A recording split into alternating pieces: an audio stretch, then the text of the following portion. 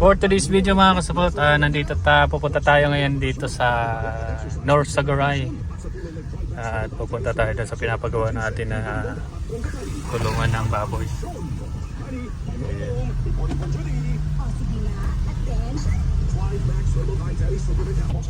So check natin yung pinapagawa natin mga kasupot na kulungan ng baboy, no? At kung tapos na ba. So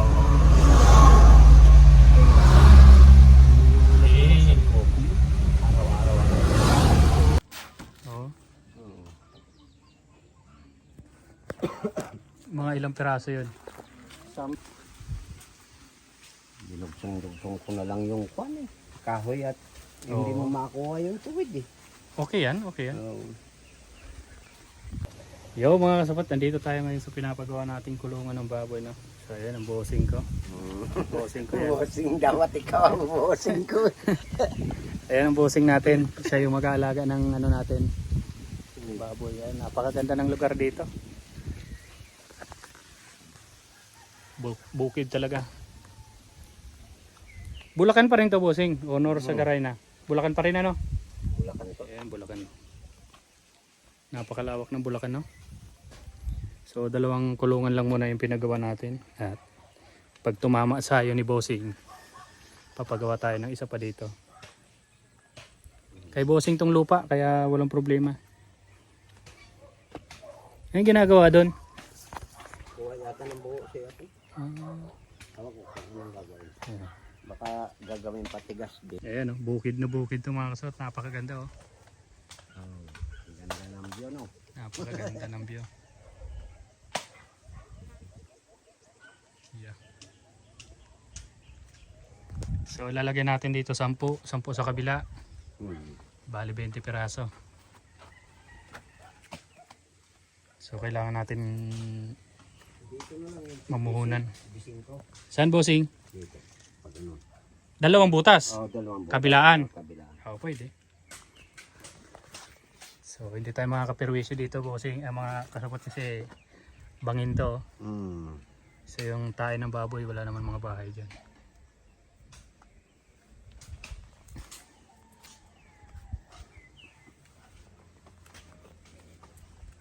Bossing.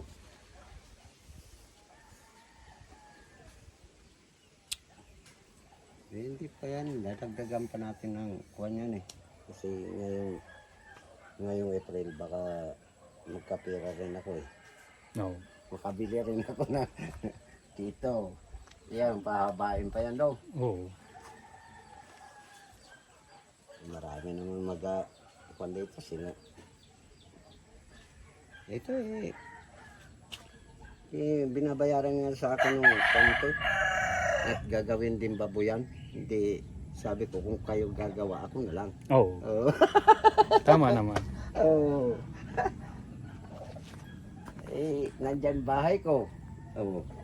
Hindi yung amoy noon.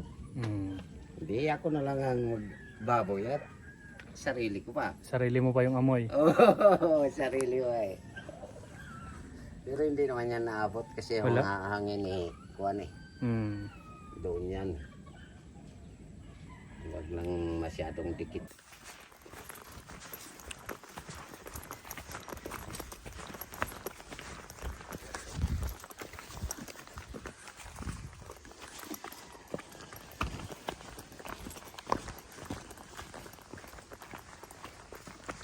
May aso rin, wala naman, no? Wala po. Hoy. Tayo mo pala dito ng ano, ah. Lalaki ng inahin mo, no?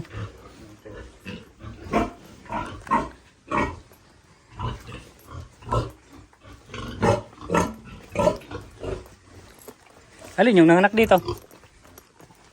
Yung nandun sa unahan? Oo, ando, yung nandun sa unahan. Yeah. Oh.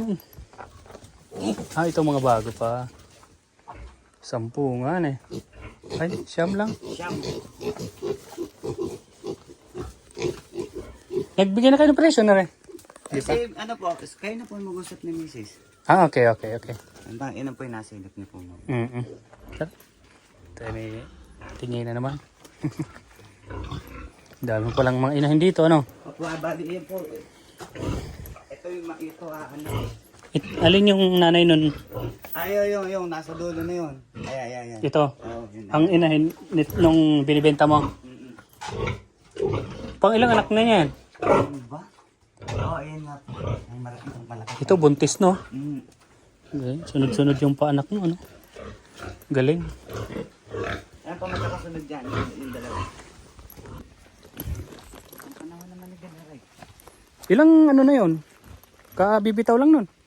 Yung bag, Hmm. hindi ko kabisado. Nadala kasi ako bumaba. Ah, so, lagi ka na sa trabaho ano? Opo. Lagi talagang ganun. Yun mga kasupat, kararating lang namin. Bumili kami ng yero. Ayun, binababa ko na yung yero doon sa baba. So napakaganda ng view dito mga kasupat. Medyo umulan-ulan ngayon pero okay naman. So baba tayo doon.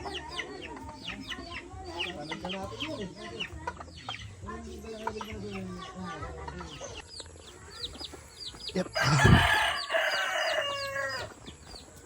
So punta tayo sa baba.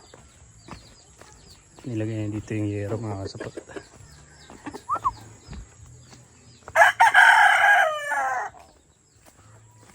Yun.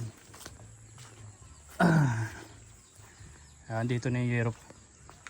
Binili namin kanina.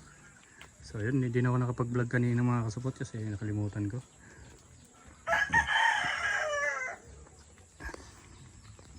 Yun o. So mga kapag-paumpisa na tayo mga kasapot sa pag-alaga ng baboy, sana swertehin naman.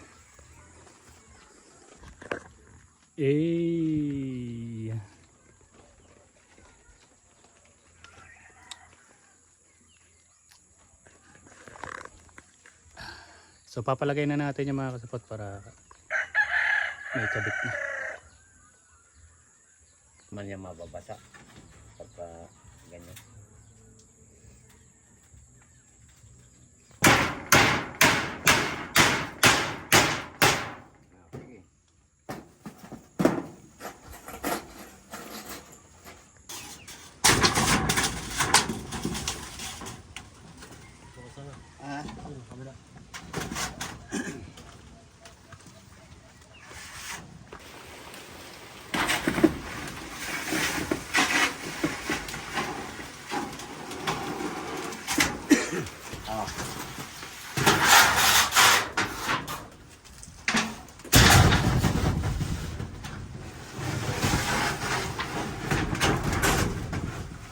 Patong. Yung silang nakapagod.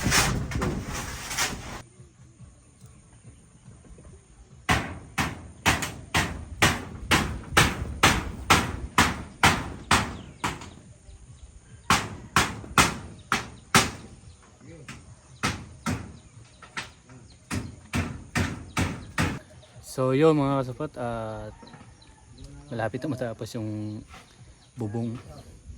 So pinakabit na natin para bukas ay magpo-flooring na lang. So ayan. So bukas flooring na lang din.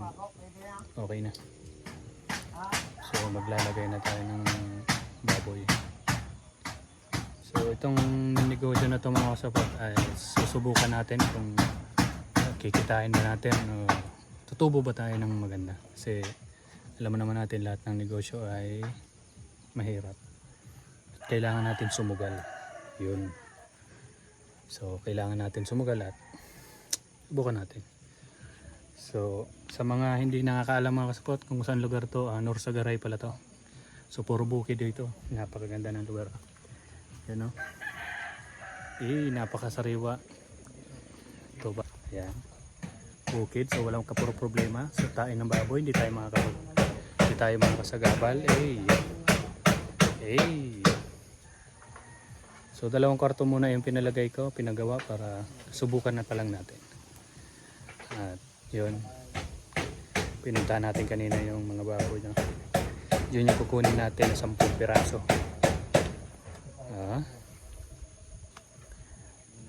At hihingi na rin ako ng advice sa inyo mga kasupot kung anong maganda kung para hindi tayo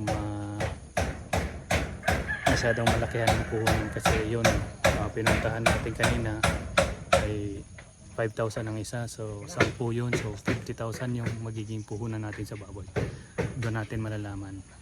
Tapos hingin na rin ako ng advice sa inyo para bababa yung ano ko, yung magiging puhunan. Pa-comment sa comment section para malaman ko kung anong magandang gawin. Yan, pahingi naman ng advice niyan mga kasapot sa may mga experience na. Okay. Paano niya? Pwede na yan? Yan? Oo. Wala pa ako ngayon. Ha? Okay na yan. Wala na pa ako. Wala na palang pako. So, bukas na lang natin kumpletuhan yan. At kung malapit-lapit lang yun, pwede sana tayo bumili ng isa pa, kaso lang ay okay na yan, ano? Yan. Si Bossing yung mag-aalaga. Ano Bossing, okay na? So magpo-flooring na lang tayo bukas, no? Flooring na lang. Iya. Flooring na lang yan.